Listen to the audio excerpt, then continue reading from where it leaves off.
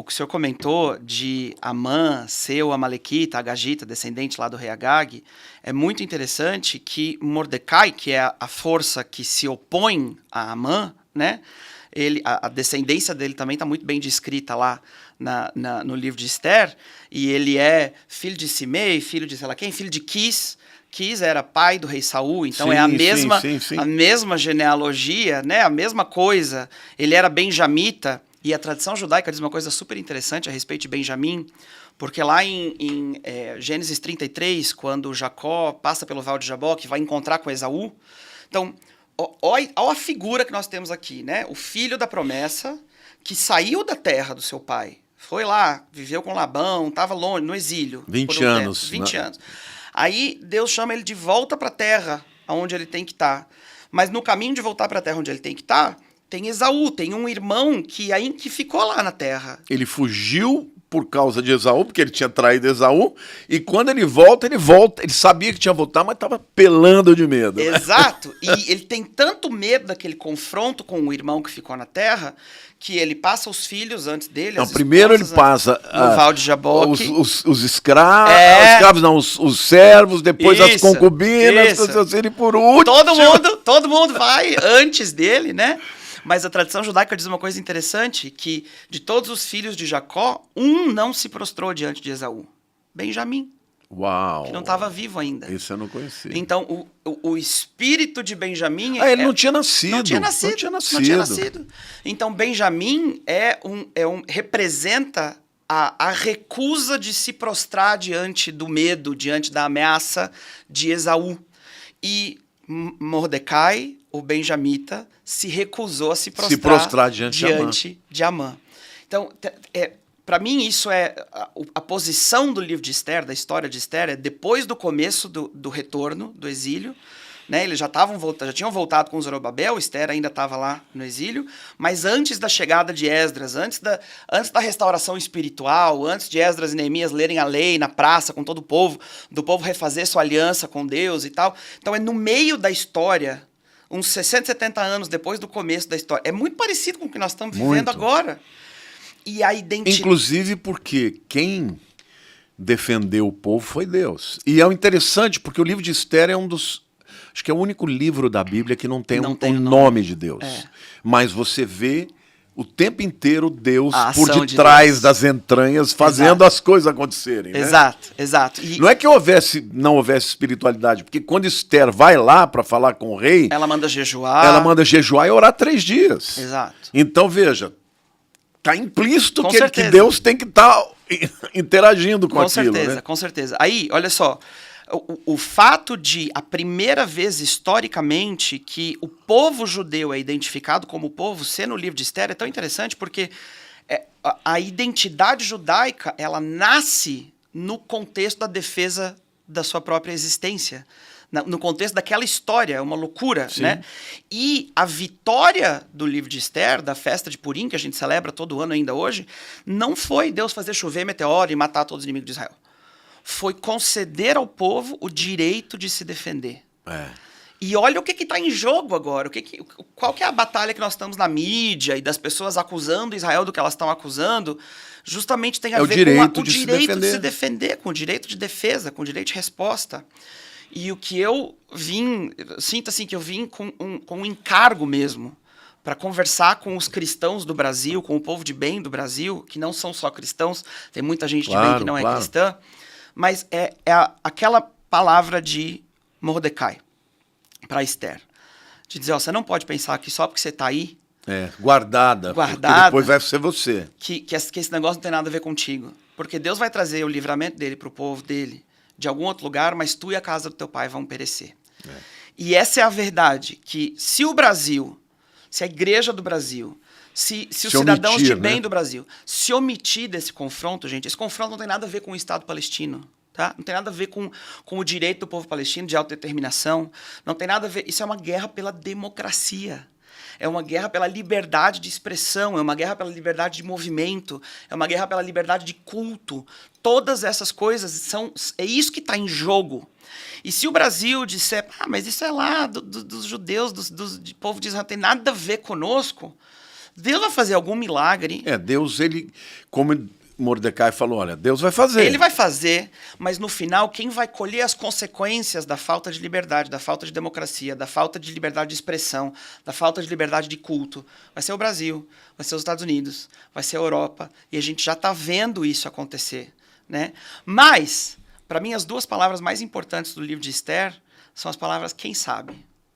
Quem sabe, Quem sabe se Deus não te levantou para esta hora. Quem sabe, pastor, se o negócio que existe no coração do brasileiro de, às vezes, investir as economias de uma vida inteira para poder pisar na cidade de Jerusalém uma vez. Quem sabe essa história, cara, fico emocionado pensando nisso.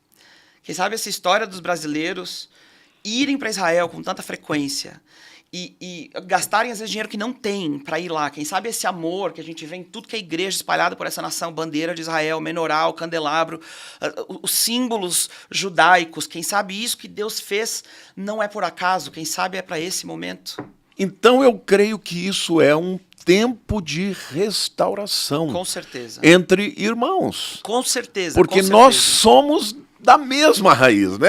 E foi justamente isso que aconteceu no livro de Esther, porque quando veio o decreto do rei, quando chegou o dia do decreto do rei, ficou claro para o povo judeu quais são seus amigos e quais são seus inimigos. Ficou claro, ficou desenhado. Porque o vizinho que pegou sua arma para vir matar minha família, agora, a gente era vizinho, comia um na casa do outro, mas agora eu sei que ele é meu inimigo, que ele deseja o meu mal. E o outro vizinho, que eu até nem conversava com ele direito, mas ele pegou uma arma e veio me defender, agora eu sei, ele é meu amigo. Então tá havendo um realinhamento no pensamento do povo judeu, eu acredito nisso de verdade. Tanto daqui para lá quanto de lá para cá. Da gente entender e dizer, opa, agora nós estamos entendendo quem são os nossos amigos verdadeiros. Esse foi o resultado da batalha lá de Esther. Expôs, jogou luz, que não é só não é pelo discurso, é pela atitude. A atitude de quem que provou que são os nossos amigos de verdade. E se eu pudesse dizer mais uma coisa a respeito de Esther, eu sei que no imaginário da igreja, às vezes a gente interpreta a história de Esther, eu já ouvi isso muitas vezes de pessoas, porque existe aí uma pré-figuração, né, entre Esther como rainha, noiva, o processo de preparação dela. Então, é muito fácil se assimilar que Esther é a igreja, fazer isso. Na verdade, não tem nada a ver. Ok, pois é, mas só tô comentando uma coisa importante.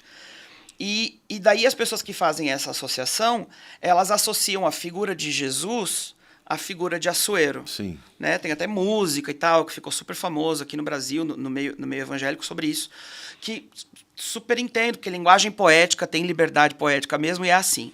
Mas, na prática, Assuero era um rei persa, né? Que não prefigura Jesus muito bem. Foi ele quem fez o decreto. Ele fez o decreto. Porque foi enganado. A corte de Assuero era um local tenebroso, um local macabro. Ela tá entrando no lugar mais opressivo, mais terrível. Tanto é que ela tem medo de morrer. Ela estava com... Por quê? Porque ninguém podia chegar na presença do rei sem ser convocado. Exato. E quando chegava alguém na presença do rei sem ser convocado, se ele não levantasse o cetro, ela era morta. Exato. E por isso que Mordecai falou para ela, olha, você pode ficar aí, porque fazia muito tempo que o Assuero não estava chamando. Sim, exato. E aí Mordecai falou, vai lá, fala com ele, não, mas ele não me convocou, ou seja, eu estou correndo um risco. Sim. E aí que ele fala, mas quem sabe não foi para isso? Agora, se você não for, você pode ficar livre da morte, mas quando acontecer, as consequências virão sobre você. E a tradição judaica diz uma coisa super interessante, porque em Esther capítulo 5, que é logo depois que ela termina de jejuar, depois do terceiro dia, em português está escrito que ela se veste com suas vestes reais e vai para encontrar o rei. Mas em hebraico, a palavra vestes não está presente lá. Tem só 3 palavrinhas em hebraico. Que é bgadim? Não tem bgadim. Ela está escrito em hebraico. Esther lavsha malchut. Esther vestiu-se do reino. Malchut reino. E o comentário rabínico, de verdade, sobre isso... Que lindo! É que ela não se vestiu de vestes reais. Ela era rainha, ela estava sempre vestida de vestes reais. Ela se vestiu de autoridade, do reino mesmo. Como é que é em hebraico? Fala de novo. Esther lavshah malchut. Se vestiu. Esther vestiu-se do reino, não de roupa. Ela se vestiu do reino para entrar no lugar mais escuro, mais amedrontador, mais terrível, onde ela estava ameaçada de morte... de verdade, mas ela estava vestida de autoridade para mudar uma decisão judicial. E eu acredito que isso é verdadeiro para os cristãos brasileiros. Assim, nas universidades agora eu entendo que é super difícil para quem seja pró-Israel, para quem é conservador, se levantar e dizer alguma coisa e se posicionar de alguma forma.